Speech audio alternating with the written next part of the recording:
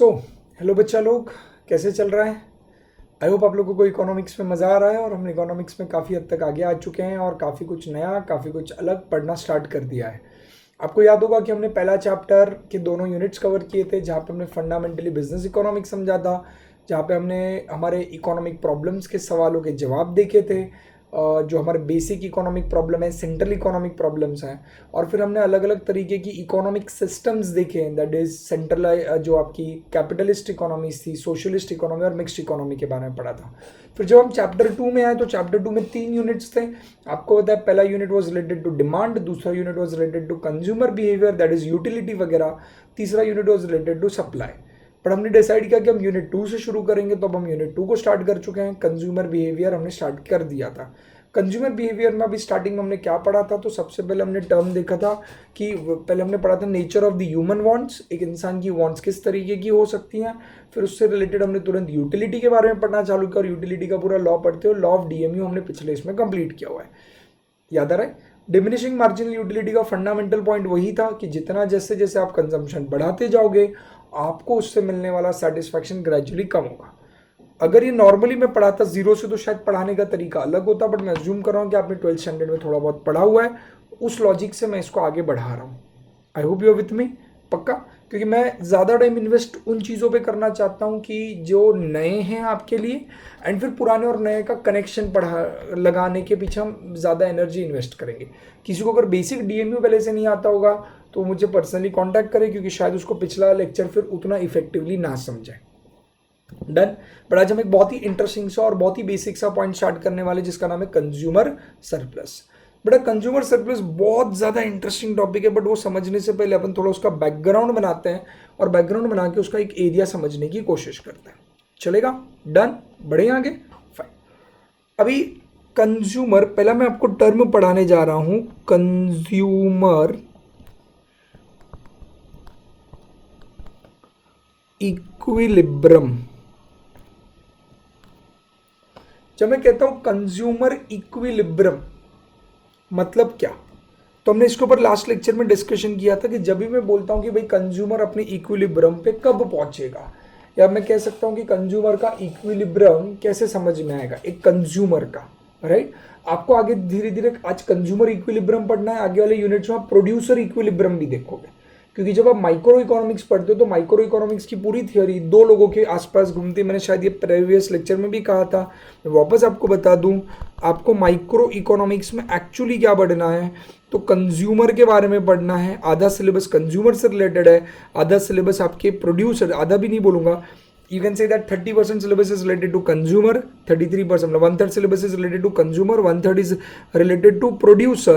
और इन दोनों को मिलकर जब ये दोनों, मतलब आप पहले इसको आइसोलेशन में पढ़ोगे, पहले कंज्यूमर के बारे में अकेले में पढ़ोगे, फिर आप प्रोड्यूसर के बारे में अकेले में पढ़ोगे, और फिर उन दोनों को मिलाकर वो दोनों जब मिलकर कहाँ मिलेंगे, मार्केट में, फिर आप मार्केट में टुगेदर इनको पढ़ोगे।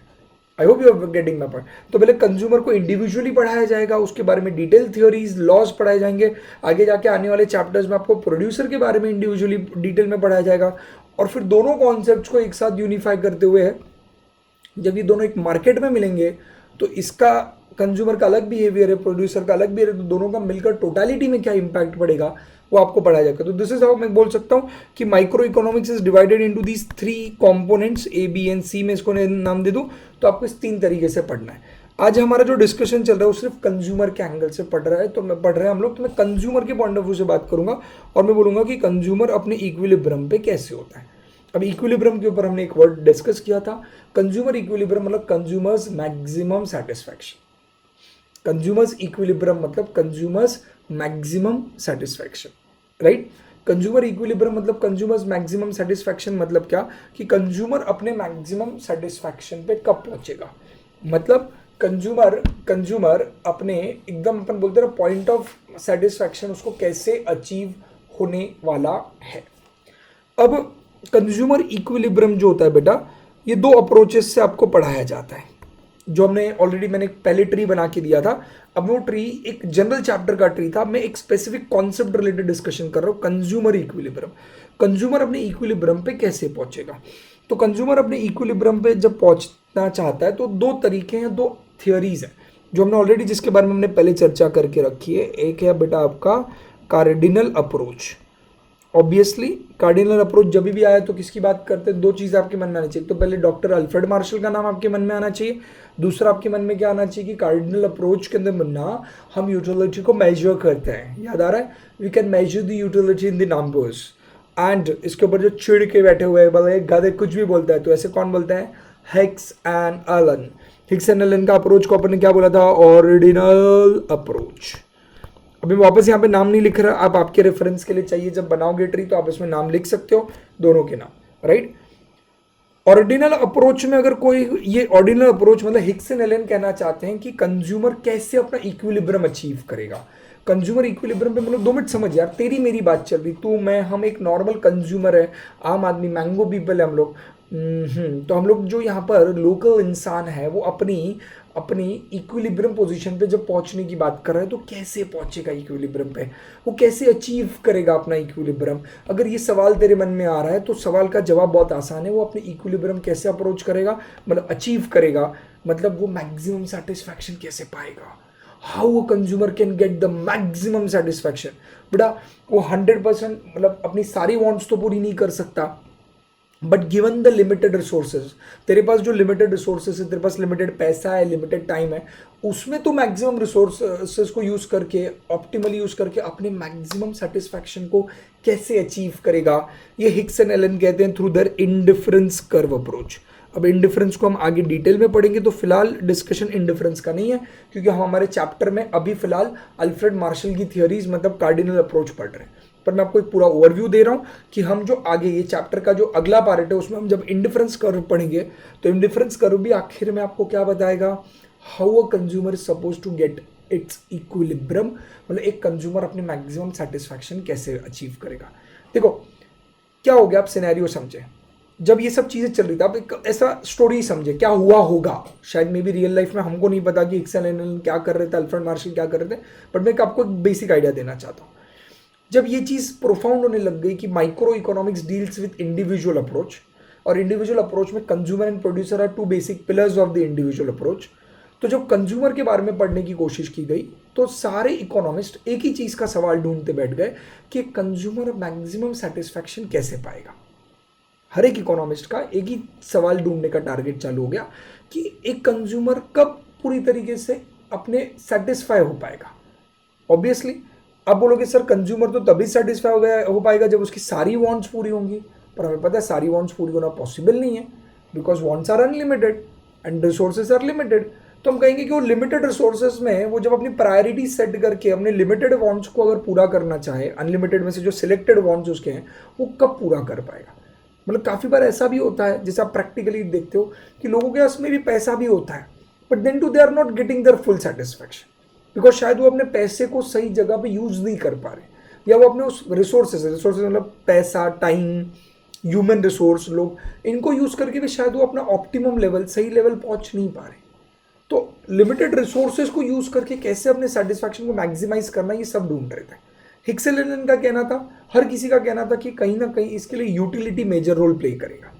बेटा तू सेटिस्फाइड हो रहा है कि नहीं हो रहा है, तू तेरा इक्विलिब्रियम अचीव कर रहा है कि नहीं कर रहा, ये देखने के लिए बेसिक जो कंपोनेंट रहेगा वो यूटिलिटी रहेगा। ये सब ने माना क्योंकि हर किसी को, जब तक कंज्यूमर को उस प्रोडक्ट में यूटिलिटी नहीं दिखेगी वो उसे डिमांड नहीं करेगा, कंज्यूम नहीं करेगा। जब कंज्यूम करेगा तो समझेगा उसको एक्चुअल सेटिस्फैक्शन मिल रहा है कि नहीं मिल रहा।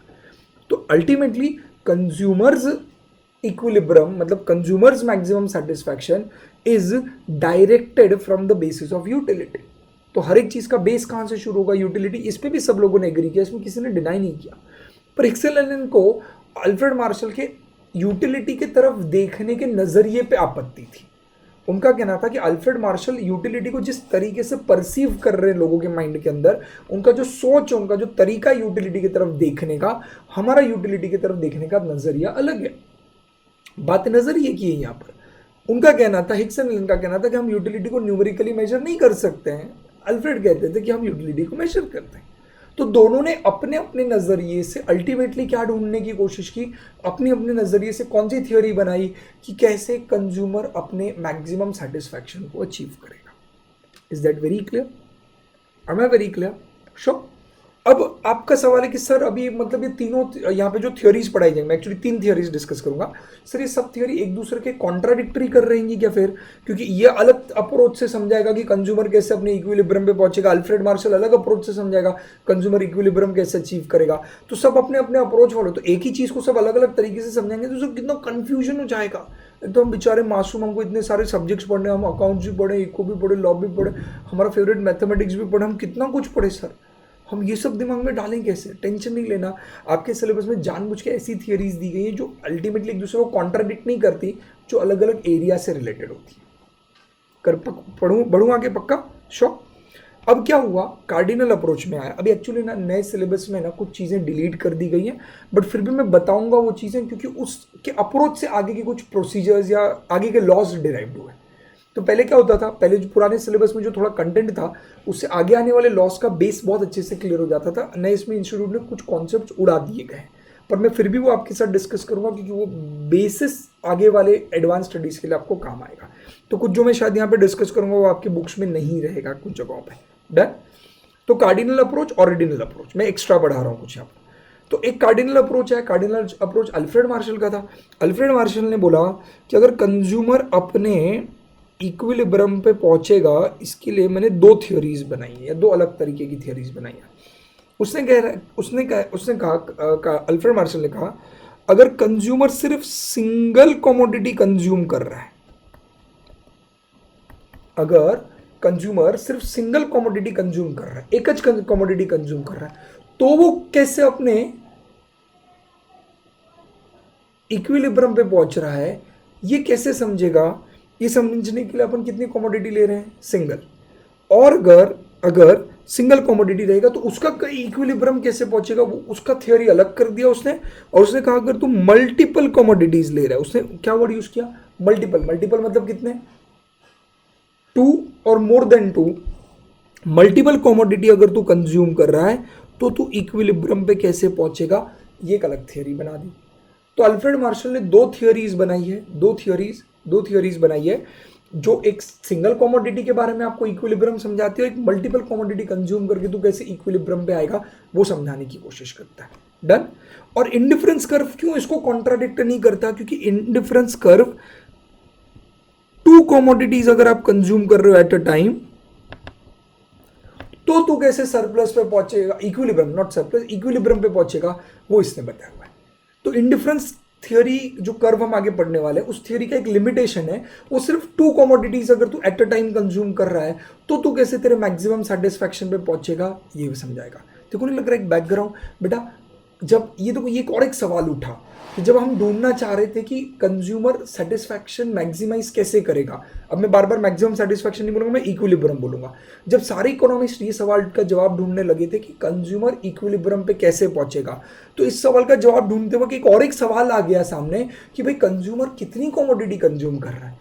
टेक्निकली कंज्यूमर एक कमोडिटी काफी बार नहीं कंज्यूम करता, वो बहुत सारी कमोडिटीज कंज्यूम करता है। तो जब कंज्यूमर बहुत सारी कमोडिटीज कंज्यूम करेगा तो कैसे अपने इक्विलिब्रियम पे आएगा? तो अल्फ्रेड मार्शल बोले फिकर नॉट, हम हैं यहाँ पर, हम 2 थियोरीज बना के आपको दे देंगे। एक थियोरी हम तब की बताएंगे जब कंज्यूमर फक्त एक कमोडिटी कंज्यूम कर रहा है, और दूसरी थियोरी उन्होंने बनाई जब कंज्यूमर मल्टीपल कमोडिटीज, मल्टीपल में 2 भी आएंगी, 3 भी आएंगी, 4 भी आएंगी, 10 भी आएंगी, 50 कमोडिटीज भी अगर वो कंज्यूम करेगा तो भी वो कैसे कंज्यूम करके इक्विलिब्रियम अचीव करेगा, वो मैं बताऊंगा। बट अल्फ्रेड मार्शल ने बोला मैं मेरे अप्रोच से बताऊंगा। मेरा अप्रोच मतलब कौन सा अप्रोच? जिसमें मैं यूटिलिटी को कार्डिनली मेजर करूंगा। हिक्स एंड एलन उठ के आए, हिक्स एंड एलन बोले हम 2, तो हम भी 2 कमोडिटी के बारे में। इन्होंने जो थियोरी बनाई इंडिफरेंस कर्व की, पहली बात ये यूटिलिटी को कभी भी कार्डिनली नहीं मेजर करती क्योंकि इनका अप्रोच ऑरिजिनल अप्रोच है। कुछ लिंक लग रहा है, बट इनकी थियोरी सिर्फ उसी सिचुएशन से डील करती जहां पे consumer at a time 2 commodities consume कर रहा है। सिर्फ 2, 3 भी नहीं, 4 भी नहीं, 1 भी नहीं, सिर्फ 2 कमोडिटीज। उनका ओनली 2 कमोडिटीज अगर तू एट अ टाइम कंज्यूम कर रहा है तो तू कैसे तेरा इक्विलिब्रियम अचीव करेगा, वो थियोरी इंडिफरेंस कर्व थ्रू बताई जाएगी, ordinal approach through Hicks and Allen's के। और अगर तू 3, 4, 2, 5, 6 मतलब 2 कमोडिटीज के बारे में, तेरे को ऑर्डिनल अप्रोच के अंदर इंडिफरेंस कर्व भी काम आएगा और मार्शल अप्रोच के भी कॉन्सेप्ट यहाँ पे काम आ जाएंगे तेरे को कहीं ना कहीं, जहाँ पे तू मल्टीपल कमोडिटीज समझाएगा।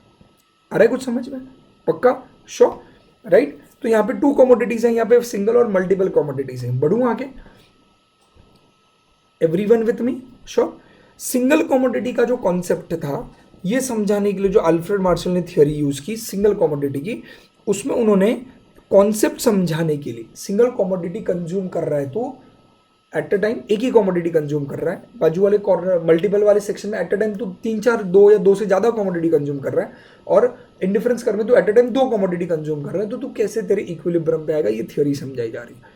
सिंगल कमोडिटी में अल्फ्रेड मार्शल ने कहा कि उन्होंने एप्लीकेशन ये समझाने के लिए उन्होंने एप्लीकेशन ऑफ लॉ ऑफ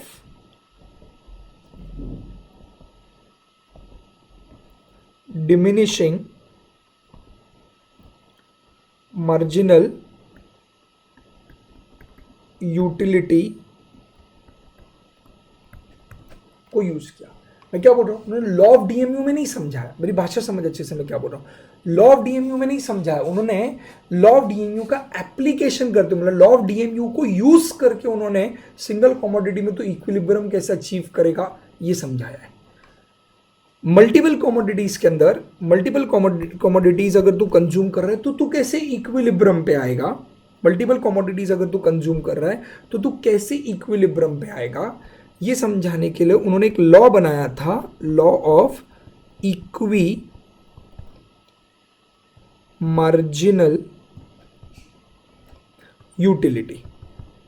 अभी कुछ सिलेबस में नहीं है, किसी के सिलेबस में है तो मैं आपको थोड़ा समझा दूंगा, उसको मैं ईएमयू कहूंगा, इक्वी मार्जिनल यूटिलिटी। एक काम करता हूँ, ये ट्री को भी मैं उसके सिंक्रोनाइज कर देता हूँ इस दोनों के, तो यहाँ पर 2 मिनट के लिए मैं इसको थोड़ा रब करके थोड़ा डायग्राम उसको वापस अल्टर कर लेता हूँ, तो आपका ये यानी बाजू बाजू वाला डायग्राम कहीं ना कहीं सिंक्रोनाइज्ड हो जाएगा, मतलब सिमिलर वे में दिखेगा। हाँ, मतलब काफ़ी लोगों को शायद सिंक्रोनाइज नहीं समझेगा तो सिमिलर दिखेगा। यहाँ पर कितने कमोडिटीज़ कवर्ड थी, सिर्फ 2 कमोडिटीज़ थी, अग्री। और 2 कमोडिटीज़ के लिए उन्होंने जो लॉ लिया वो कॉन्सेप्ट का नाम क्या था, इन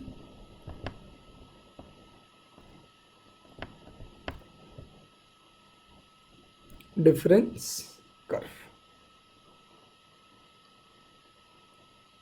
डन, श्योर। सो समझने की कोशिश करते मैं क्या डिस्कस कर रहा हूं अभी तक यहाँ का, पक्का सब लोग आ गए मेरे साथ, चलो फाइन। एक मिनट सिर्फ, अब पिक्चर थोड़ा काफ़ी हद तक हमारे सामने सिंपलीफाई हो चुका है, अभी पिक्चर समझे 2 मिनट के लिए। मैं आपको ये पढ़ाने की कोशिश कर रहा हूँ, देखो मैं थोड़ा माहौल बना रहा हूँ, मैं बहुत सारी चीज़ें एक साथ बता रहा हूँ ताकि आप रिलेट कर सकें। सिंपल हो जाती चीज़ें अगर मैं सिर्फ एक कॉन्सेप्ट समझा देता तो, बट मैं वो मन नहीं मानेगा मेरा, तो दैट्स वाई मैंने सोचा कि हम उसको पूरा एक साथ लेकर अच्छे से समझने की कोशिश करेंगे। डन। तो मैं आपसे ये शेयर कर रहा हूँ कि कंज्यूमर इक्विलिब्रियम कैसे अचीव करता है, दिख रहा है सबको। अब कंज्यूमर इक्विलिब्रियम कैसे अचीव करता है, मतलब कंज्यूमर मैक्सिमम सेटिस्फैक्शन कैसे आएगा, तो एक अल्फ्रेड मार्शल कहते हैं मैं बताऊंगा। अगर कोई कंज्यूमर सिंगल कमोडिटी कंज्यूम कर रहा है तो वो इक्विलिब्रियम कैसे अचीव करेगा ये भी मैं बताऊंगा, और अगर वो मल्टीपल कमोडिटी कंज्यूम कर रहे हैं तो भी वो इक्विलिब्रियम कैसे अचीव करेगा ये भी मैं ही बताऊंगा। हिक्स एंड एलन बोले म्हणजे आम्ही येडे, बोले हम कुछ भी नहीं बताएंगे, सब तुम ही बताओगे, बराबर। तो हिक्स एंड एलन छेड़ के बोले हम भी बताएंगे कंज्यूमर कैसे इक्विलिब्रियम अचीव करेगा, बट हम बताएंगे जब वो 2 कमोडिटीज कंज्यूम करेगा तो कैसे इक्विलिब्रियम अचीव करेगा ये हम बताएंगे। मतलब ठीक है, तुम तुम्हारा बताओ। हर किसी ने अपने साइड से लॉजिक प्रूव करने की कोशिश की हुई है। डन, बढ़ू मैं आगे, चले। अब मैं एक एक करके कॉन्सेप्ट समझाने जा रहा हूँ। पहले हम लोग ये वाला समझेंगे, दैट इज सिंगल कमोडिटी वाला कॉन्सेप्ट समझेंगे, फिर बुक से कवर करेंगे। ये बुक में कवर्ड नहीं मल्टीपल कमोडिटी, ये मैं आपको मेरे साइड से इधर ही नोट पे बताऊंगा। सिंगल कमोडिटी के बारे में जो कॉन्सेप्ट है आपके मॉड्यूल में, ये जो कॉन्सेप्ट है इसको कंज्यूमर सरप्लस के नाम से बताया गया है। कौन सा, सिंगल कमोडिटी वाला, बराबर, या आप कंज्यूमर सरप्लस के नाम से बोलो। अब कॉन्सेप्ट क्या है पहले मैं यहाँ पे लिख लेता हूँ, फिर अपन उसके बारे में डिस्कस करेंगे, फिर पढ़ेंगे बुक के अंदर। चले, अब कॉन्सेप्ट ये बोलते हैं, अब मैं आपको ये सिंगल कमोडिटी वाला बता रहा हूँ। सिंगल कमोडिटी वाला, इसके अंदर इसको थोड़ा बड़ा कर लेते हैं आगे। अब सिंगल कमोडिटी डिस्कस करें। इसके अंदर पहला अजम्पशन है, ये जो कॉन्सेप्ट मैं आपको बता रहा हूँ इसमें अजम्पशन ये है कि यूटिलिटी इज मेजरेबल, जो अपना जनरल अजम्पशन है अल्फ्रेड मार्शल का। बट यहाँ पर आपको याद रखना पड़ेगा दैट यहाँ का अजम्पशन है यूटिलिटी, दैट इज मैं मार्जिनल लिख दूँ, marginal utility is measurable in terms of rupees, that is amount. मतलब यहां पर इनका कहना है कि marginal utility is measurable in terms of क्या, अमाउंट। मतलब हम मार्जिनल यूटिलिटी को किस में मेजर कर पा रहे हैं, अमाउंट में। मतलब हम मार्जिनल यूटिलिटी को किससे मेजर कर पा रहे हैं, रुपीज में। यहां पर मेजरेबल है। देखो अल्फ्रेड मार्शल ने क्या बोला, अल्फ्रेड मार्शल का कार्डिनल अप्रोच क्या बोलता है, it is measurable, right. Law of DMU आपने जब पढ़ा तो लॉ ऑफ डीएमयू क्या बोलता था कि it is measurable, but measurable in terms of क्या, utils. I repeat, measurable in terms of क्या, यूनिट्स, यूटिल्स। वहां पे मेजर कैसे करते थे, यूटिल्स में। पर ये थ्योरी के वक्त अल्फ्रेड मार्शल का इनडायरेक्टली कहना है कि आप उसको रुपीज में मेजर कर पा रहे हो। मतलब marginal utility can be measured in terms of rupees, right. ये कैसे बोल रहे हो सर आप, मैं समझाने की कोशिश करता हूँ। इधर आ जाए, ट्री डायग्राम अपन एक टेबल बनाते हैं और उसमें समझते हैं। बेटा अब कॉन्सेप्ट कहता है, समझ तूने, अपन एग्जाम्पल लेते हैं। भाई अपना यश था, यश है ना, धूप गर्मी का समय था, मई का महीना था, पिछले साल की बात करो, इस साल तो मई कब गया क्या गया समझा नहीं, बट मई का एकदम गर्मी का महीना था। यश ना पैदल पैदल जा रहा था, क्लास के लिए आ रहा था, सीए की क्लास के लिए, अपने बेचारा मेहनत करके। तो बेचारा इतना मेहनत करके आ रहा था, मई का महीना था, एकदम गर्मी में। अब हुआ ये यश जब रास्ते में आ रहा था, यश को बहुत जोरों की प्यास लगी। गलत मत सोचो, प्यास लगी। किस चीज़ की प्यास लगी, ऑब्वियसली पानी की। तो जब वो जा रहा था तो उसको रास्ते में कहीं पर तो पाइनएप्पल जूस वाला मिला। उसने देखा पाइनएप्पल जूस वाला है, वो गया, उसने भागकर एक पाइनएप्पल जूस का ग्लास ऑर्डर किया। उसने प्राइस वाइज पूछा नहीं, उसने एक पाइनएप्पल गुड्स, प्राइस कितना था नहीं पता, उसने पूछा ही नहीं प्राइस। उसको इतना प्यास लगा था, उसने एक ग्लास ऑफ जूस ऑर्डर किया। पाइनएप्पल का एक ग्लास ऑफ जूस गटागट पी गया। एकदम गर्मी में एकदम ऐसा गर्म हो रहा था, उसको बहुत ज़्यादा प्यास लगी थी, एकदम ज़्यादा, एकदम नहीं मिला रहता तो पता नहीं क्या हो जाता उसको। तो उसने वो एक ग्लास जूस पी लिया। जैसे उसने जूस पिया, तुरंत हम गए उसके पास और हमने उसको पूछा, ए यश बता, ये जूस से तुझे यूटिलिटी कितना मिला। अब तुझे नहीं लगता पहले जूस का टीयू और एमयू सेम रहेगा, पहले यूनिट का टोटल और मार्जिनल यूटिलिटी वही होता है, क्योंकि मुझे फर्स्ट ग्लास ऑफ जूस का उससे यूटिलिटी पूरा, फर्स्ट ग्लास ऑफ जूस, हाँ मेरी लैंग्वेज अच्छे से समझ। तो उसने बोला, सर मुझे फर्स्ट ग्लास का जूस है ना, कितना मिला, यूटिलिटी बहुत अच्छा लगा, बट मैं थोड़ा ना ऑर्डिनल अप्रोच वाला हूँ, आप ऐसे बोलो मत कितना, मैं मेजर नहीं कर पाऊंगा। तो मैंने उसको बोला, चल एक मैं देखो अलग सवाल पूछता हूँ। तू कह रहा है तू यूटिलिटी को शायद मेजर नहीं कर पा रहा है यूटिल्स में, तू अनेबल है, तू केपेबल नहीं है मेजर करने के लिए। चल मैं तेरे को एक दूसरा तरीके से सवाल पूछता हूँ। मैं तेरे को ये नहीं पूछता बता तेरे को इससे कितना यूटिलिटी मिला, मैं तुझे ये पूछता हूँ बता तू इसके लिए कितना पैसा देने के लिए तैयार है। अब समझ मेरा सवाल। मैं तुझे ये कह रहा हूँ कि अब मैं तुझे ये सवाल पूछ रहा हूँ कि मैं ये, पहली बात तो मैं तुझे ये नहीं पूछ रहा कि बता कितना मार्जिनल यूटिलिटी मिला, मैं तुझे ये पूछ रहा हूँ बता इस प्रोडक्ट के लिए तू कितना पैसा देने के लिए तैयार है। Means how much you are ready and willing to pay, तू कितना इसके लिए पे करने के लिए तैयार है। तो बोलता है सर ये ग्लास के लिए ना आप 100 रुपये ले लो, मैं देने के लिए तैयार हूं। तो जो वो बोलते हैं ना मैं 100 रुपये देने को तैयार हूं, तो 100 रुपये हमने 100 उसको, वो जो 100 था ना उसको उसकी मार्जिनल यूटिलिटी ट्रीट कर ली। अब देखो अल्फ्रेड मार्शल का यहाँ पे थोड़ा अप्रोच क्या आया।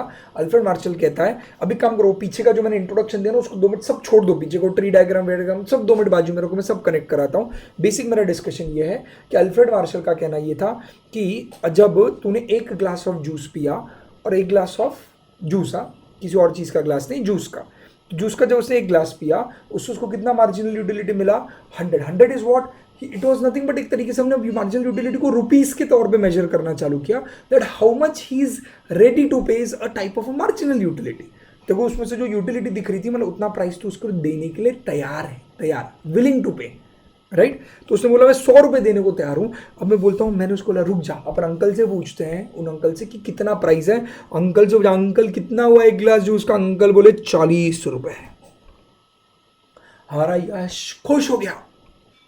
क्यों खुश हो गया, क्योंकि जो उसकी प्रोडक्ट की प्राइस थी और जो वो रेडी टू पे था, that is price is what you actually पे। अब मैं जो लैंग्वेज बोल रहा हूँ बुक की लैंग्वेज अच्छे सुन, price is what you actually pay and marginal utility is what you are willing to pay. that he was willing to pay 100 rupees but actual price was rupees 40. He was so happy to hear it. उसने बोला एक गिलास और आने दे, चलो. तो उसने एक गिलास और मंगाया, किसका? जूस का, राइट. उसने एक गिलास और मंगाया, गटागट पी गया. अब यहाँ पे लॉ ऑफ डीएमयू अप्लाई हुआ, लॉ ऑफ डीएमयू एप्लीकेबल होगा. मैं वापस बोल रहा हूँ, मैं लॉ ऑफ डीएमयू नहीं पढ़ा रहा, लॉ ऑफ डीएमयू हो चुका है पीछे. मैं एक ऐसा कॉन्सेप्ट पढ़ा रहा हूँ जिसमें लॉ ऑफ डीएमयू का यूज होगा, लॉ ऑफ डीएमयू अप्लीकेबल होगा. समथिंग मैं इसको रिलेट करूँ अगर तेरे साथ, छोटे से भाषा में बताऊँ, मैं थोड़ा लोगों को दुख होगा ये सुनकर. मैं ज्योमेट्री की बात करूँ, बचपन में आपने ज्योमेट्री पढ़ा रहेगा. हाँ प्लीज़ गंदी शक्लें मत बनाओ, बस समझाने के लिए जिनको अगर याद होगा तो तू थियोरम्स पढ़ता था, राइट. और फिर तू ऐसे सम्स पढ़ता था जिस सम्स में थियोरम को यूज करके सॉल्व किया जाता था, या इवन तो ऐसे और थ्योरम पढ़ता था जिसमें कोई दूसरा थ्योरम यूज होता था. याद आ रहा है? सो तू एक थ्योरम पढ़ रहा है और वो थ्योरम को बाद में आगे आने वाले सम्स या थ्योरम्स में तू यूज करके उसके सॉल्यूशंस निकाल रहा है. वैसे लॉ ऑफ डीएमयू तेरा पहला थ्योरम है, लॉ ऑफ डीएमयू पहला लॉ है जिस लॉ को तू यूज करके दूसरे कॉन्सेप्ट्स में एप्लीकेबल करके वो कॉन्सेप्ट को प्रूफ कर रहा है. समझ में आ रहा है? यहाँ पे लॉ ऑफ डीएमयू एप्लीकेबल हो जाएगा. लॉ ऑफ डीएमयू के अनुसार अगर अब यश ने दूसरा ग्लास ऑफ जूस पिया अगर, और मैं उसको बोलूँ अब बता ये ग्लास ऑफ जूस के लिए तू कितना पे करने के लिए रेडी है.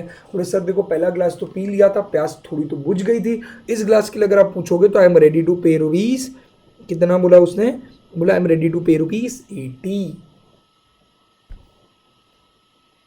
कुछ समझ में आ रहा है? वो बोलता है I am ready to pay rupees 80. बढ़िया है भाई, अच्छी बात है. हम बोला अभी भी प्राइस 40 है, वो खुश क्यों? क्योंकि अभी भी वो प्राइस जो पे करने के लिए तैयार, उसको जितनी लेवल की प्यास लगी थी उस लेवल ऑफ प्यास के अनुसार, उस लेवल ऑफ थर्स्ट और ईगरनेस या डेस्परेशन के अनुसार वो 80 रुपए तक पे करने के लिए तैयार है दूसरे ग्लास के बाद. बट अभी भी प्राइस कितनी है? 40. अब हुआ क्या, हमने उसको बोला आने दे चल अगला तीसरा ग्लास. उसने तीसरा ग्लास पिया. बोला बता तीसरे ग्लास के बाद कितना पे करेगा? तो बोलता सर तीसरे ग्लास के बाद मैं कितना पे करने के लिए रेडी हूँ? 60. पर मैं बोलता अभी भी प्राइस 40. वो अभी भी खुश है. बोलता आने दे चौथा ग्लास. तेरे को नहीं लग रहा लॉ ऑफ डीएमयू एप्लीकेबल हो रहा है? ये हुआ ना लॉ ऑफ डीएमयू एप्लीकेबल. ऐसे क्या करता? लॉ ऑफ डीएमयू हुआ ना एप्लीकेबल. क्यों? लॉ ऑफ डीएमयू क्या बोलता है? As your consumption increases marginal utility diminishes. वहां पे मार्जिनल यूटिलिटी तू किस में कंसिडर कर रहा था? यूटिल्स में. यहाँ पे मार्जिनल यूटिलिटी समवेयर कैसे कंसिडर हो रहा है? रुपीज में. पर तू कार्डिनली तो मेजर कर रहा है तो मार्जिनल यूटिलिटी कम होती गई. उसने चौथा ग्लास पिया. चौथा ग्लास मिलने का तो उसने बोला सर मैं कितना पे करूंगा? 40. बोलूंगा प्राइस कितना है? 40. Now this is known as, this situation is known as consumer's equilibrium. मैंने क्या बोला? हम क्या पढ़ रहे थे? Heading equilibrium. Consumer is at equilibrium. Consumer is equilibrium when, कब होता है? जब price is equal to marginal utility होता है. इसको बोला जाता है कंज्यूमर क्या है? इक्विलिब्रम पोजीशन पे. मतलब कंज्यूमर क्या है? मैक्सिमम सेटिस्फैक्शन पे. अब समझते क्या होता गया भाई. पहले जब वो इतना डेस्परेट था, उसको इतनी प्यास लगी थी, तब वो बहुत ज़्यादा प्राइस पे करने के लिए रेडी था क्योंकि ही was in need of that commodity. उसको पाइनएप्पल जूस की बहुत ज़्यादा ज़रूरत थी उतने प्यास भरी सिचुएशन में. तो वो पे करने के लिए ज़्यादा, तो 2 मिनट पे छोड़ दे. आपको लगता वो पहला ग्लास पीने के बाद, आपके साथ बहुत बार हुआ रहेगा, आप धूप में एकदम थक हार के आए और पहला ग्लास ऑफ पानी मिले आपको, या पहला ग्लास ऑफ नींबू पानी, शरबत, पाइनएप्पल जूस, कुछ भी हाथ में मिले, you will feel so good. उसका सेटिस्फैक्शन इतना ज़बरदस्त है. तो पहला ग्लास पीने के बाद उसको बहुत अच्छा सेटिस्फैक्शन मिला. पर जिस लेवल का सेटिस्फैक्शन मिला वो प्राइस तो कम पे कर रहा था. उसको लगा वाह भाई वाह, बस 40 रुपये पे किया और इतना मज़ा आ गया. उसने दूसरा ग्लास पी लिया.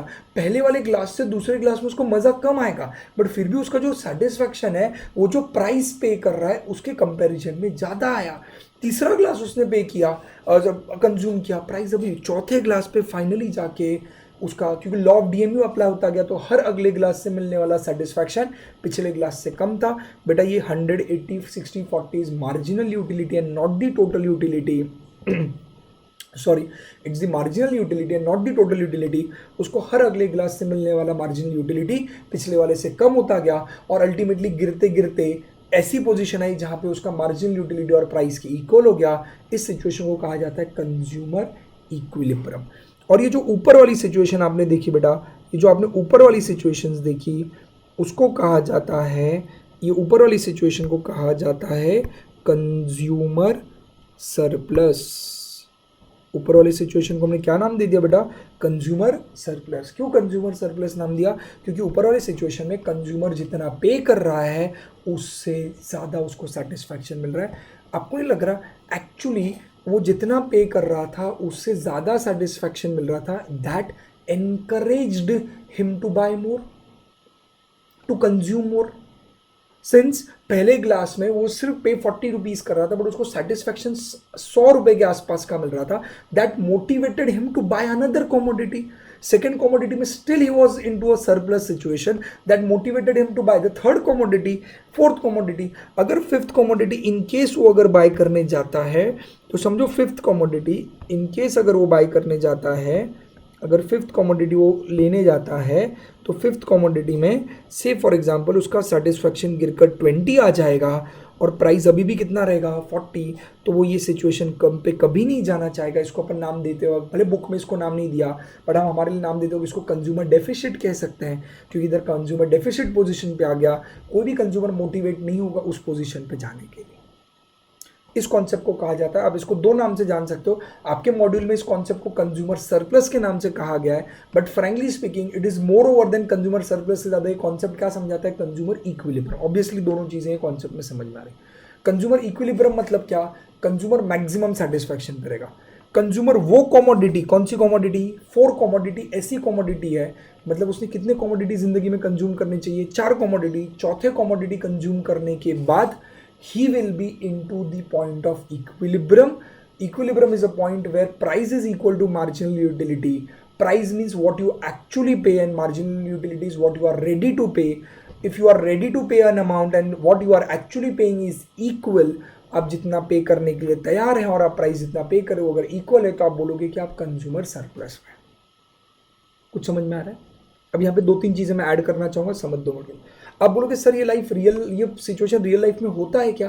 बेटा सच कहूँ इतना कॉम्प्लेक्स समझने की जरूरत नहीं बेटा, तू जिंदगी में देख सकता है, तेरे साथ ऐसा बहुत बार हुआ है। समझ तू मम्मी के साथ शॉपिंग करने के लिए गया, कभी आप दुकान में गए, आपने देखा एक जीन्स है, आपने जीन्स देखी, या आपने कोई चीज़ खरीदने, जीन्स खरीदने के लिए गए, आपने देखा जीन्स बहुत अच्छी लगी आपको, आपने उसको पूछा बताओ भाई प्राइस क्या है। भले तूने ऐसा नहीं देखा रहेगा लाइफ में बट समवॉट ऐसे जैसा सिचुएशन तूने फेस किया रहेगा, तूने उसको बोला प्राइस कितनी है, तो बोलेगा 2000 रुपये। तू देखेगा यार जीन्स है तो अच्छी पर ये 2000 जितनी नहीं लगती मेरे को। ऐसा हुआ होगा आपके पास, सब बता। तू 2000 रुपये जितनी तो नहीं अच्छी है अच्छी, मेरे को पसंद आई बट ये इतनी पसंद नहीं है कि मैं इसके लिए 2000 रुपये दे दूं। मतलब तो कंज्यूमर डेफिसिट पे, जो नीचे वाला 5वां 6वां यूनिट का जो मैं नीचे का सिचुएशन डिस्कस कर रहा हूँ, कि वो सिचुएशन हो गया क्योंकि तू प्राइस जो पे करने के लिए रेडी है वो कम है, मतलब तेरे लिए जो इससे मार्जिनल यूटिलिटी जो तुझे इससे लग रही है वो कम है और इसकी प्राइस 2000 रुपये। आ रहा है समझ में? या दूसरा केस, तू गया जीन्स देखने के लिए, तेरे को बहुत अच्छी लगी जीन्स, उसने बोला सर 800 रुपये की जीन्स है, तू खुश हो गया यार, तू बोलता है यार भाई 1500 भी बोल देता ना तो भी मैं ले लेता, 2000 भी बोलता ना तो भी ले लेता, मेरे को इतनी पसंद आ गई है ये जीन्स। तो तेरे को उससे मिलने वाला सेटिस्फेक्शन इतना अच्छा लग रहा है कि तू उसके लिए पे करने के लिए भी ज़्यादा है, तो तू कंज्यूमर सरप्लस पे है, राइट क्या? दूसरा तीसरा सिचुएशन, तो कोई जीन्स अच्छी लगी, वो बोला यार सर 1200 रुपये, तो बोलता परफेक्ट, मैं भी 1200 रुपये ही पे करने के लिए रेडी था, मैं इससे ज़्यादा होता तो नहीं पे करता, मेरा भी प्राइस मन में 1200 रुपये ही था मैक्सिमम। तूने उस दुकानदार को पूछा, उसने भी 1200 रुपये बोला। This is your consumer equilibrium. तेको लगता है ये सिचुएशन सच्ची में हमारे साथ लाइफ में होता है? ऐसा हमारे साथ हर बार होता है कि जब भी हम कोई चीज़ खरीदने जाते हैं, हम प्राइस देखने के बाद हम सोचते हैं क्या ये प्राइस सच में सही है, क्या ये प्राइस मैं पे करने के लिए तैयार हूँ, क्या ये प्राइस मुझे वर्थ लग रहा है। अपन जो नॉर्मल भाषा में बोलते हैं कि ये वर्थ है, ये वर्थ नहीं है, ये परवड़ा, ये नहीं परवड़ा, ये जो अपन नॉर्मल भाषा में बात करते हैं, तो बेटा यही तो कॉन्सेप्ट चलता है रियल लाइफ के अंदर। Don't you think so? पक्का वाला सबको कंज्यूमर सरप्लस थोड़ा बहुत समझ में आ रहा है? पक्का मैं बढ़ूँ आगे। यहाँ पर मैं एक और एक पॉइंट ऐड करना चाहूँगा। अब एक लाइन समझा रहा हूँ, अच्छे से समझ बेटा। Law of diminishing marginal utility consumer surplus नहीं बताता। Law of diminishing marginal utility में प्राइस का तो कभी डिस्कशन ही नहीं होता। आराम से समझ। Law of diminishing marginal utility में क्या होता था, तूने एक चॉकलेट खाई, फिर 2 खाई, फिर 3 खाई, फिर 4 खाई, और इन चॉकलेट से मिलने वाले टोटल और मार्जिनल यूटिलिटीज को कंपेयर किया जाता था। उल्टा वहां पर तो हम अज्यूम करते थे, क्या अज्यूम करते थे कि तेरा marginal utility for the money is constant, money के लिए तेरा मार्जिनल यूटिलिटी चेंज नहीं हो रहा। मतलब लॉ ऑफ टीएमयू के एंटायर डिस्कशन में प्राइस की कभी बात नहीं की गई, पैसों की कभी बात नहीं की गई। ये समझ में आ रहा है? लॉ ऑफ डीएमयू जब भी तू पढ़ता गया तो वो इतना ही बोलता था जैसे जैसे तू कंजम्पशन बढ़ाएगा तेरे को हर अगले यूनिट से मिलने वाला मार्जिनल यूटिलिटी कम होता जाएगा। लॉ ऑफ डीएमयू अमाउंट के बारे में कभी बात नहीं करता था। Never ever law of DMU ने अमाउंट की बात की गई है। ये समझ में आता है तेरे को? एकदम क्लियर है। दूसरी बात बेटा मैं यहाँ पे ऐड करना चाहूंगा, अगर तू जिंदगी में कभी भी कंज्यूमर सेटिस्फैक्शन इक्विलिब्रियम देख रहा है, इक्विलिब्रियम जो अपने इस चार्ट का मेन हेडिंग है, बात तो पैसों की करनी पड़ेगी। कंज्यूमर इक्विलिब्रियम डिस्कस करते वक्त पैसों की बात करनी पड़ेगी, क्योंकि तू इतने पैसों में इतना सेटिस्फैक्शन पाना चाहिए। तो मेरी बात समझ में आ रही है मैं तुझे क्या कह रहा हूं? जब भी तू मैक्सिमम सेटिस्फैक्शन की बात करेगा तो मैक्सिमम सेटिस्फैक्शन के डिस्कशन में मैंने कहा कि मेरे लिमिटेड रिसोर्सेज में मैं मैक्सिमम सेटिस्फैक्शन पाना चाहता हूं। कुछ समझ में आ रहा है? तो मैं 500 रुपए देके कितना सेटिस्फैक्शन पा रहा हूं और वो सेटिस्फैक्शन मेरे को मैक्सिमाइज करना है। तो जब भी तो कंज्यूमर इक्विलिब्रियम के चार्ट में मैंने जो भी ट्री डायग्रामिक सिचुएशंस आपके सामने रखी है, जो भी थियोरीज के मैंने यहाँ पे नाम लिखे, हर एक थियोरी में बेटा बात पैसों की जरूर होगी। Money, amount, rupees in discussions में हमेशा आएगा, हमेशा हमें इंक्लूड करना पड़ेगा, क्योंकि कंज्यूमर का satisfaction can not be understood unless and until you don't relate it with the rupees. पक्का समझ में आ रहा है? पक्का क्लियर है मैं क्या बोल रहा हूँ? दो चीज़ें यहाँ पे कह रहा हूँ, इसलिए मैंने, अगर आपने समझा होगा तो मैंने आपको ऊपर लिखा था कि marginal law of diminishing marginal utility का क्या किया गया है बेटा, एप्लीकेशन किया गया है। लॉ ऑफ डीएमयू यहाँ पे नहीं समझा है। लॉ ऑफ डीएमयू से कंज्यूमर इक्विलिब्रियम कभी नहीं मिलता। सिंगल कमोडिटी में अगर कंज्यूमर इक्विलिब्रियम समझना है तो उसका कॉन्सेप्ट का नाम आपकी बुक में कंज्यूमर सरप्लस दिया गया है, जो एक्चुअली कंज्यूमर इक्विलिब्रियम समझाता है। और दूसरी चीज़, कंज्यूमर इक्विलिब्रियम समझाने के बावजूद वो आप लोगों को क्या बताने की कोशिश कर रहा है यहाँ पर, कंज्यूमर इक्विलिब्रियम बताने के बावजूद वो उस कॉन्सेप्ट को समझाते हो लॉ ऑफ डीएमयू को यूज करा है। इवन तूने देखा क्या, मैंने जब लॉ ऑफ डीएमयू यहाँ पर अप्लाई किया तो मैंने प्राइस को कभी कंसिडर नहीं किया। मैंने क्या बोला, उसने एक ग्लास ऑफ जूस पिया तो 100 यूटिलिटी मिला रहेगा, 100 रुपीज़ का यूटिलिटी मिला रहेगा, दूसरे चॉकलेट जूस के बाद 80 मिला रहेगा, तीसरा 60। पर मैंने प्राइस के साथ नहीं बात की। मतलब पहले मैंने लॉ ऑफ डीएमयू अप्लाई किया, लॉ ऑफ डीएमयू अप्लाई करके मुझे मार्जिनल यूटिलिटी मिला, फिर उस मार्जिनल यूटिलिटी को मैंने प्राइस से कंपेयर किया, and then I came to my conclusion whether I being a consumer is in surplus और इज इन इक्विलिब्रियम और डेफिशिएंट। क्या आपको ये पूरा पार्ट समझ में आ रहा है? एकदम क्लियर है ये पार्ट? पक्का मैं बढ़ूँ आगे? सबको ये वाला पॉइंट समझ में आया है? तो मैं आपको अभी तक ये समझाने की कोशिश कर रहा था कि कंज्यूमर अपना मैक्सिमम सेटिस्फैक्शन इक्विलिब्रियम कैसे अचीव करता है। तो कार्डिनल अप्रोच जो अल्फ्रेड मार्शल का है वो कहता है कि अगर कोई भी कंज्यूमर सिंगल कमोडिटी अगर कंज्यूम कर रहा रहेगा तो सिंगल कमोडिटी कंज्यूम करते वक्त वो हर बार अपनी यूटिलिटी को समवेयर रुपीज़ में कंसिडर करेगा और उसको कंपेयर करेगा उसके एक्चुअल प्राइस के साथ। एक्चुअल प्राइस अगर उसकी ज़्यादा है और एक्चुअल प्राइस अगर कम है और उसको उससे मिलने वाली मार्जिनल यूटिलिटी ज़्यादा है तो हम कहेंगे कि वो कंज्यूमर सरप्लस एंजॉय कर रहा है। अगर उसके प्राइस और उसकी मार्जिनल यूटिलिटी इक्वल है तो हम कहेंगे कि कंज्यूमर इक्विलिब्रियम एंजॉय कर रहा है। पर इक्विलिब्रियम के आगे कोई भी कंज्यूमर नहीं जाएगा। Am I very clear with this? ये थियोरी कॉन्सेप्ट में वापस लॉ ऑफ डिमांड के वक्त लेकर आऊंगा। लॉ ऑफ डिमांड में भी इसका ब्यूटीफुल सा लिंकेज है, इंटररिलेशनशिप। मैं आपको वही कह रहा हूँ, आई एम एक्सपेक्टिंग कि जो 12th स्टैंडर्ड का आपका सिलेबस है उसको मैं सिर्फ ओवरव्यू लूंगा। मतलब ओवरव्यू इन द सेंस, अगर आप बोलोगे डिटेल में कराना है, I am ready to go into detail, but बेटा कुछ उसके बियॉन्ड हमें यहाँ पर पढ़ना है जो दुनिया बहुत इंटरेस्टिंग और उसी का मेन मजा है। आई होप थोड़ा थोड़ा करके रिलेट हो रहा है अभी तक, इधर तक समझ में आ रहा है। ये बाकी की जो दो ब्रांचेस है कि भाई कार्डिनल अप्रोच के अंदर का law of equi marginal utility और इंडिफरेंस कर्व के ऊपर मैं बाद में आऊँगा। मैं इतना पार्ट कराने के बाद अब मैं फटाक से जाना चाहूँगा हमारे टेक्स्ट बुक के ऊपर, मॉड्यूल के ऊपर, और हम फटाक से मॉड्यूल को रीड करेंगे और देखेंगे मॉड्यूल में इसके बारे में क्या लिखा हुआ है। आ जाओ मैं मॉड्यूल के ऊपर फटाक से, है सब लोग मेरे साथ? पक्का वाला देख मॉड्यूल में क्या बोला गया, consumer surplus. The concept of consumer surplus was profounded by Alfred Marshall. अब मैं फटाक से रीडिंग करूंगा, जो बेसिक पॉइंट मैं आपसे डिस्कस कर चुका हूँ, सबको पता है इन सब के पीछे हाथ हमारे अल्फ्रेड मार्शल का ही होता है हमेशा। This concept occupies an important place not only in economic theory but also in economic policies of government and in decision making of the monopolist. अगर तू मोनोपोलिस्ट है तो अकेला सेलर है तो तू इसको भी यूज़ करेगा समझने के लिए कि लोग प्रैक्टिकली वो प्रोडक्ट के लिए प्राइस पे करेंगे कि नहीं। ये थियोरी सिंपल भाषा में तेरे को यही समझाती है कि इंसान जो कंज्यूमर होता है वो कभी भी कोई भी चीज़ खरीदने से पहले अपना दिमाग लगाता है कि उसको वो प्राइस परवड़ रहा है कि नहीं परवड़ रहा है। तो तूने भी वही प्राइस रखना चाहिए जो कंज्यूमर को परवड़ना चाहिए। इन शॉर्ट उसकी मार्जिनल यूटिलिटी के इक्वल होना चाहिए। The demand for the commodity depends on the utility that commodity utility of that commodity to the consumer. Obviously तो डिमांड करेगा कि नहीं करेगा, किस पे डिपेंड करेगा, तेरे को उसमें यूटिलिटी है कि नहीं। If a consumer gets more utility from a commodity he would be willing to pay higher prices and vice versa. उसको जितनी ज़्यादा यूटिलिटी मिलेगी, यहाँ पे ये प्रूफ करना चाह रहे हैं कि यूटिलिटी को आपने आज तक यूटिल्स में मेजर किया हुआ है, but utility can be compared with rupees also. बस ये चीज़ें यहाँ पे प्रूव करने की कोशिश कर रहे हैं। क्या बोला है, if a consumer gets more utility, अगर उसको उसमें ज़्यादा यूटिलिटी लग रही है, obviously he will be willing to pay higher price, मतलब रुपीज़ के टर्म्स में उसका यूटिलिटी भी हायर रहेगा। It has been seen that the consumer generally are ready to pay more for certain goods than what they actually pay for them. काफ़ी बार ऐसा होता है कि आप इसके लिए ज़्यादा भी पे करने के लिए तैयार है एज कम्पेयर टू आप एक्चुअल पेमेंट देते हो। होता है बहुत बार, आप चीज़ खरीद के लेकर आते हो, आपको लगता है ये जीन्स 1500 तक की रहेगी, आपको पता चला डिस्काउंट में 800 रुपये की मिली, या फिर कहीं पर आपको लगा, या डिस्काउंट में नहीं, नॉर्मली उसकी एमआरपी कम थी जितना आपने एक्सपेक्ट किया था उससे, तो आप खुश हो जाते हो और लेकर आते हो। तो इवन आपको अगर उस प्रोडक्ट की प्राइस ज़्यादा भी होती तो भी शायद आप पे कर देते। तो आपको लगता ये चीज़ प्रोड्यूसर के लिए ज़्यादा इंपॉर्टेंट है समझना, क्योंकि इस चीज़ में प्रोड्यूसर का अननेसेसरी नुकसान हो गया।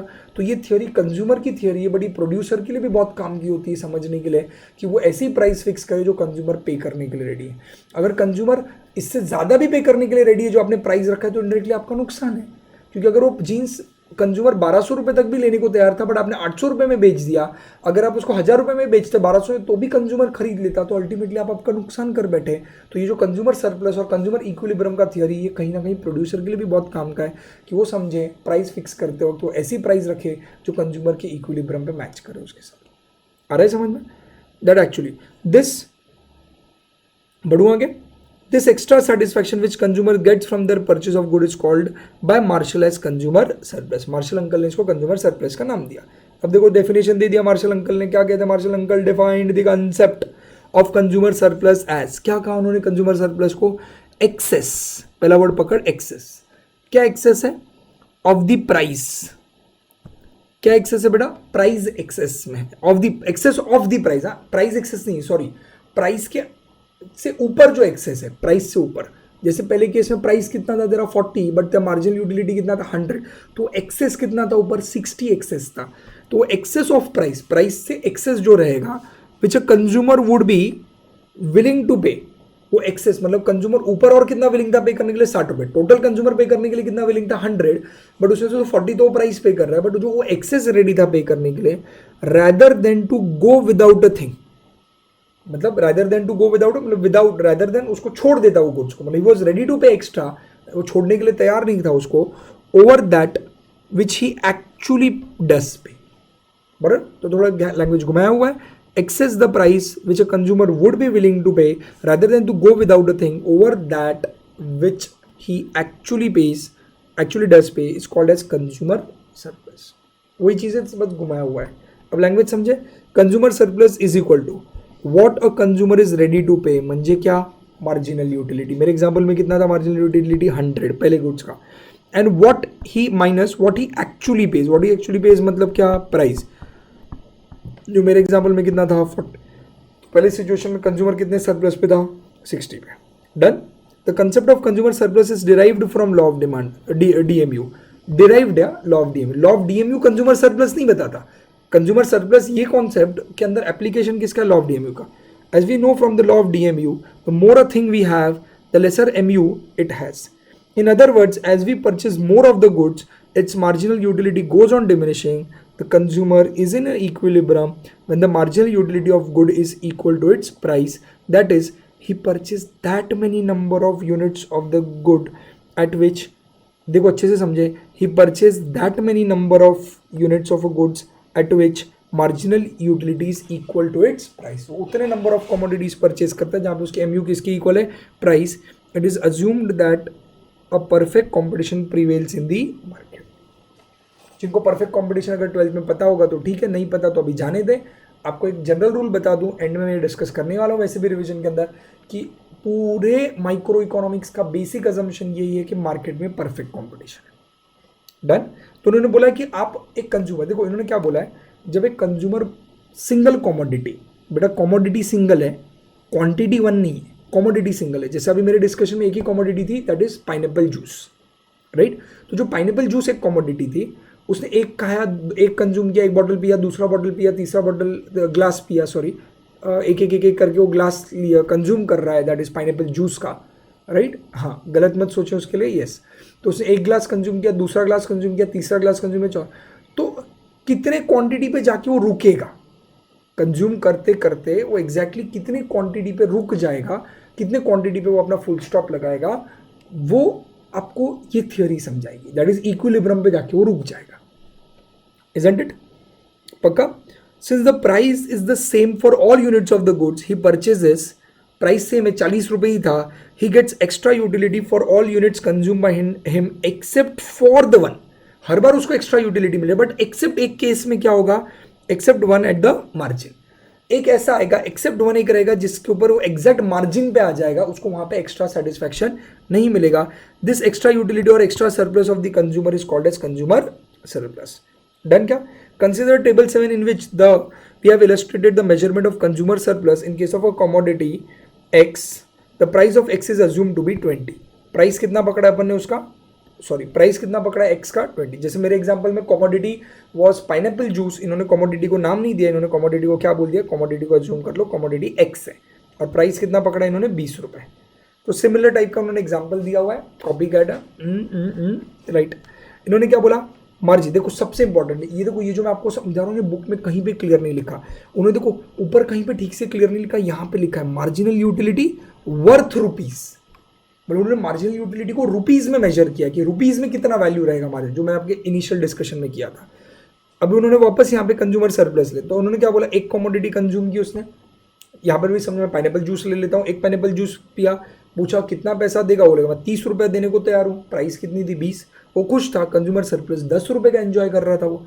2 पे गया, 3 गया, वो एक बॉटल कंज्यूम या ग्लास एक्स्ट्रा कंज्यूम करता गया, marginal utility in terms of rupees धीरे धीरे कम होता गया, 30 से 28, 28 से 26, 24, 22, ऐसे करते करते फाइनली 6th यूनिट, छठवां जो ग्लास रहेगा उस पाइनएप्पल जूस का, इस एग्जाम्पल के, इस टेबल के हिसाब से, that will be is equilibrium point, जहाँ पर उसका क्या हो गया, 6 पे उसका सरप्लस क्या है, 0 है, इसके आगे वो नेगेटिव चला जाएगा, ऐसे सिचुएशन को कभी नहीं जाएगा। मैं ये समझा चुका हूँ ऑलरेडी। डन? बढ़ूँ मैं आगे? श्योर? पक्का? क्लियर है क्या? चलो, अब यहाँ पर उन्होंने क्या बोला, we see from the about table that consumer consumption increases from 1 to 2, his marginal utility from 30 falls from 30 to 28, obviously consumption बढ़ाएगा तो MU गिरेगा, his MU goes on diminishing as increases consumption of good X, obviously since MU of the unit of good indicates the price of the consumer is willing to pay.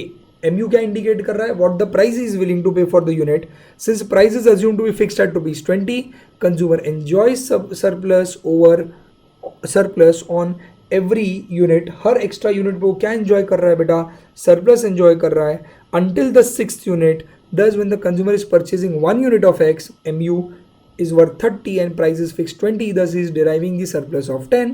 Similarly, when he purchases second unit of X, he enjoys the surplus of 8, that is 28 minus 20.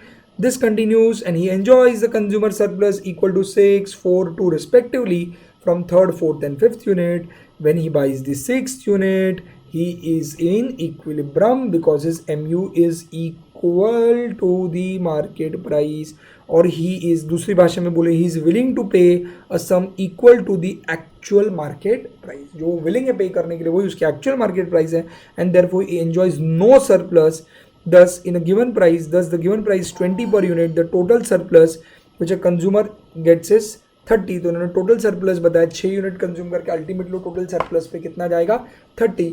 Total surplus मतलब क्या होगा, देखो अब तक आप marginal देख रहे थे, डन, मार्जिनल देख रहे थे, अभी टोटल में बताता हूँ 2 मिनट के। बेटा ये प्राइस था तेरा, अब यहाँ पे वो जो लास्ट लाइन है वो इतनी रिलेवेंट नहीं, बट फिर भी आपको समझा देता हूँ।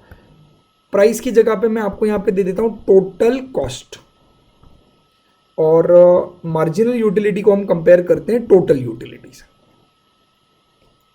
कुछ समझ में आ रहा है? तो टोटल कॉस्ट अपन बात करें, अपना इक्विलिब्रियम कब आया, 6th यूनिट पे, तो 6th यूनिट तक आने के लिए तूने 6 यूनिट्स खरीदे रहेंगे, 6 यूनिट इंटू तूने कितना पे किया रहेगा, 20 रुपए।